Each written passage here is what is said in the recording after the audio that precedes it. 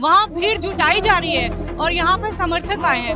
अब ये रेबन का है, ठीक है, ओरिजिनल और नकली में फर्क तो होता है ना। अपने निजी स्वार्थ के लिए अपने भतीजे को, अपने पुत्र समान भतीजे को अलग कर सकता है, वो क्या बिहार को अपना ये देगा? भाई बिहार को क्या सेवा करेगा? बाप के सत्ता पे जो होता है वो बेटे का अधिकार होता है। तो रामविलास जी की गद्दी पे बेटे का अधिकार है। हाजीपुर को कितना भी ताल ठोक ले, होना तो हमारा ही है। दोस्तों नमस्कार, बहुत स्वागत है आपका चौकस भारत में। मैं आपका दोस्त ब्रजेंद्र। लोक जनशक्ति पार्टी रामविलास आज 24वां स्थापना दिवस मना रही है। दरअसल पहले ये बात हुई थी कि दिल्ली में स्थापना दिवस मनाई जाएगी, उसके बाद गांधी मैदान की बात हुई, लेकिन अब बापू सभागार में देखा जा रहा है कि यहाँ की जितनी भी कुर्सियां हैं वो लगातार कुर्सियां जो है वो खचाखच भरी हुई है। बापू सभागार भरा हुआ है। हम आधी आबादी की बात करते हैं। दरअसल ये पूरा जो कुनबा है, ये तरफ जो है वो महिलाओं से भरा हुआ है। उस तरफ पुरुष वर्ग के लोग बैठे हैं और महिला वर्ग इस तरफ बैठी हुई है। हम कुछ बातें करेंगे, इन्हीं से जानकारी लेने का प्रयास करेंगे। इसी पार्टी से अंजलि जी हमारे साथ हैं। क्या लग रहा है, किस तरह का माहौल है आज यहाँ? भाई उत्सव का माहौल है यहाँ पे। आप देख रहे हैं कि पटना में कोई ऐसा और जो हॉल है वो बचा नहीं है जहाँ पे इतनी संख्या में लोग एक साथ आ जाए। बस ये एक ऑप्शन है। अभी भी देख रहे हैं ऊपर भी लोग भरे जा रहे हैं, तो ये भी मेरे ख्याल से कम होगा। अभी तो नेताजी आए नहीं हमारे, उनके बाद जो माहौल होगा वो देखने लायक होगा। एक बात और जो है वो सामने आ रहा है, उधर हाजीपुर में भी पशुपति पारस जी हैं, वो मना रहे हैं। वहाँ भी भीड़ जुटाने की भरपूर कोशिश होगी।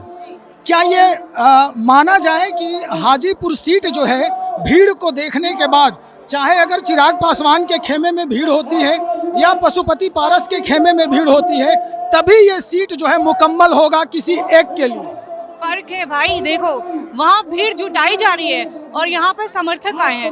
अब ये रेबन का है, ठीक है, ओरिजिनल और नकली में फर्क तो होता है ना। तो हर सामान के पीछे लिखा रहता है नक्कालों से सावधान। वो जो पार्टी है वो नकली है। कहाँ से वो रालोचपा हो गई भाई? बाप के सत्ता पे जो होता है वो बेटे का अधिकार होता है। तो रामविलास जी की गद्दी पे बेटे का अधिकार है। हाजीपुर में कितना भी ताल ठोक ले, होना तो हमारा ही है। तो उनको अब ये दिखाना पड़ रहा है अपना कि हम इतनी भीड़ जुटा के ले जा रहे हैं कि हाजीपुर में हमने काम किया। क्यों नहीं वो हाजीपुर में भीड़ ऐसे ही जुट जाती? तो यहाँ से इतना समर्थन ले जाने की, इतनी भीड़ ले जाने की, पैसों पे भीड़ जुटाने की क्या जरूरत है? हमारे पास तो बहुत सारे लोग आए जिन्होंने कहा कि हमें तो पैसे दिए गए हैं भीड़ जुटाने के लिए। तो वो भीड़ और समर्थन में जो फर्क है वो यहाँ चिराग पासवान जी और पशुपति पारक में साफ नजर आ रहा है। मतलब ये कह रही हैं आप कि वहाँ पैसा दे करके भीड़ जुटाई जा रही है? मेरे पास देखिए, मेरे पास कोई साक्ष्य नहीं, लेकिन मुझे लोगों ने बोला है तो मैं बोल रही हूँ। मैं तो एक ही बात कहूँगी भैया, असली और नकली में फर्क होता है, ये जनता पहचानती है बहुत। आप असली और नकली की बात कर रही हैं। पशुपति पारस 2 दिन पहले ही प्रेस कॉन्फ्रेंस किए थे और उन्होंने कहा था कि असली हकदार और दावेदार हम ही हैं।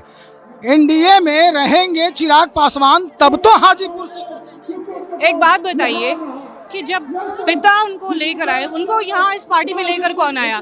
रामविलास जी लेकर आए। और वैसे समय में इन्होंने चिराग जी को बाहर किया जबकि उन्हें सबसे ज्यादा जरूरत परिवार की थी। वैसे में तो आप परिवार से अलग कर देते हो उनको। तो जो चाचा या कहे कि जो व्यक्ति अपने निजी स्वार्थ के लिए अपने भतीजे को, अपने पुत्र समान भतीजे को अलग कर सकता है, वो क्या बिहार को अपना ये देगा? भाई बिहार को क्या सेवा करेगा? बिहार में फिर एक और चाचा आएंगे, एक नीतीश जी हैं, एक ये आएंगे। इस तरह के कितना इन लोगों को हम लोग बर्दाश्त करेंगे और कितना बिहार की जनता है ऐसे लोगों को बर्दाश्त करेंगी? बहुत शुक्रिया। हम और भी लोग हैं यहाँ पर, बात करने का प्रयास करते हैं। क्या लगता है आज जो महिलाओं की भीड़ यहाँ दिख रही है, ये निर्णय करेगा कि हाजीपुर की सीट जो है वो किसके लिए मुकम्मल है? क्योंकि आधी आबादी है आप। हम लोग आधी आबादी है, इससे आप मायने लगा सकते हैं कि हाजीपुर का सीट किसके लिए मुकम्मल करता है। हाजीपुर का सीट केवल चिराग पासवान जी के लिए हाजिर है। लेकिन चाचा तो कह रहे हैं कि हम राजनीतिक उत्तराधिकारी हैं। ऐसा नहीं है। उत्तराधिकारी वो कैसे है? वो उनका बाप थे, भाई थे ना। बाप जिनका था उनका उत्तराधिकारी वो होना चाहिए। चिराग पासवान जी है उनका अधिकारी। तो जमुई को कौन देखेगा? जमुई का चिराग पासवान जी देखेंगे और हाजीपुर का उनकी मम्मी देखेगी। मतलब ये कंफर्म है, आप जानती हैं? पूरा कंफर्म है और कंफर्टेबल भी है उनके लिए हम लोग पूरा। तो मतलब चुनावी दौरा में आप लोग पूरा उनके माताजी के साथ रहेंगे? जी हाँ, पूरा साथ है। हम बोले ये सौभाग्य के एक बात, जब आधी आबादी सक्षम है जोड़ जुनून के साथ, तो दूसरा कोई कुछ बोले उससे कोई फर्क नहीं पड़ता है, कोई फर्क नहीं पड़ता है। अच्छा, आज कौन सा संदेश जो है आप लोगों के तरफ से चिराग पासवान को स्पेशली दिया जाएगा इस सभागार में? इस सभागार में हम लोग के तरफ से यह संदेश है, 2025 में जो भव्य मुख्यमंत्री बनेंगे हमारे आदरणीय चिराग पासवान जी, और हम लोग का ये संदेश उन लोग को यही देने के लिए आए हैं चिराग पासवान जी को, और वो अपने आप पर विश्वास भी होगा कि सच में हमारे साथ आदमी है, उनका कार्यकर्ता। बहुत शुक्रिया जानकारी देने के लिए। तो ये आधी आबादी का कहना है।